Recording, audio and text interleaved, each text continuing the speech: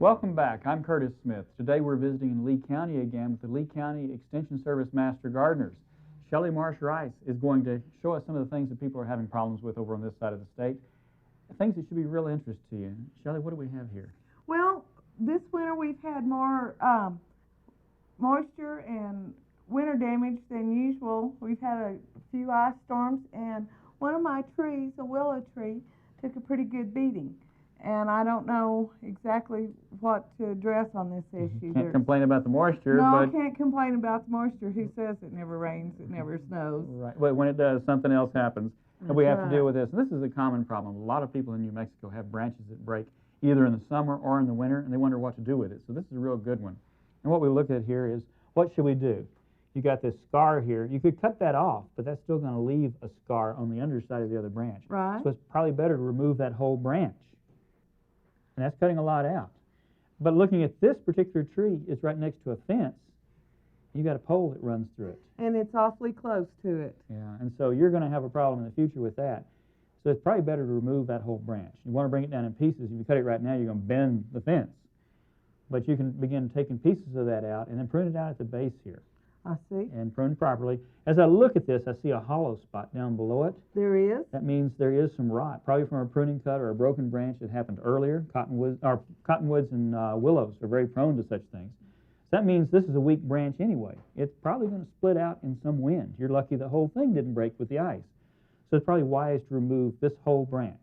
It's going to remove a lot of your shade, but it's going to prevent future problems. Right. And you want to prune it properly. You want to check with your county agent for publication to show you how to properly prune, because a portion of this branch, the kind of at the base, really belongs to the trunk. And when we prune it, we want to make sure we don't cut into the tissues that belong to the trunk.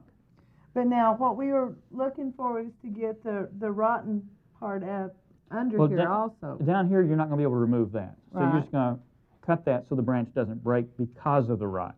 Now, is there something I should treat it with after we prune it? Good question. Really no. If you make a pruning cut in the proper place, the tree will take care of itself.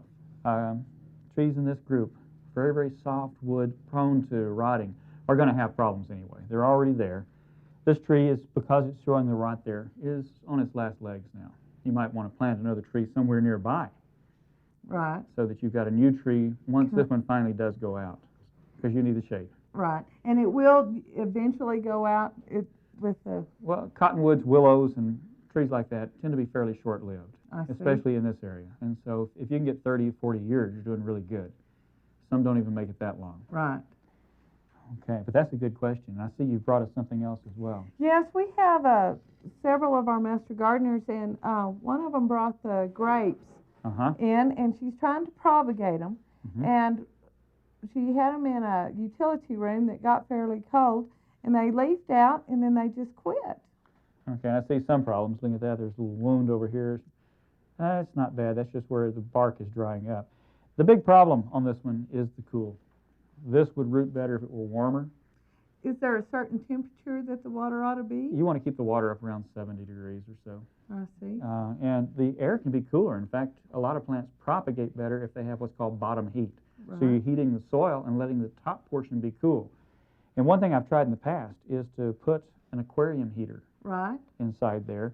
Set it so it's just keeping that warm. I put a thermometer in, because if you make it too hot, you'll cook them. But put a thermometer in, set it so it's staying 70, 75 degrees, whereas the top's cool, and that should increase the chance of rooting. And I've seen that actually work. I see. With the begonia, it wouldn't root, and you put the aquarium heater in, and it grew roots very quickly. I see. So that's something that might work to help you. And, of course, you can also stick them in soil. Now, Curtis, in a situation like this, if it was in a house and it just at room temperature, would it root? Depends on what your room temperature is. And with cost of gas these days, a lot of people are cooling their house off, and Right. that's causing a problem.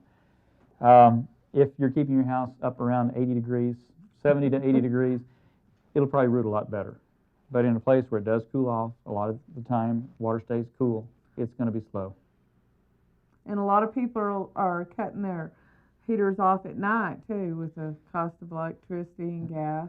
That can affect it. Now, it doesn't hurt to have diurnal or day-night temperature variations, but it's going to have some effect. It will slow it down. And what about lighting?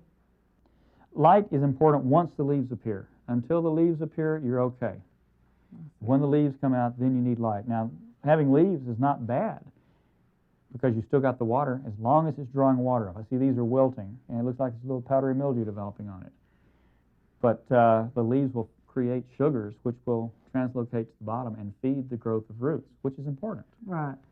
But there's enough sugar stored in the stems that if the leaves don't appear, it can still grow roots, and then the leaves will come out afterwards. Powdery mildew, though, is a concern. Humidity related to that. The cool temperatures. That's not something that we've dealt with in this county much because it's usually so dry, but with the moisture we've had. In a greenhouse or in an enclosed environment such as a utility room, that's something you can watch out for. And diseases, and I noticed down on the bottom of this some molds beginning to grow. You might want to change the water periodically, maybe do some things to protect it from rotting. It's a good one, though. It's nice to start your plants early. I appreciate you bringing these things in to show us. Well, we appreciate you, Curtis. Well, thank you, Shelley.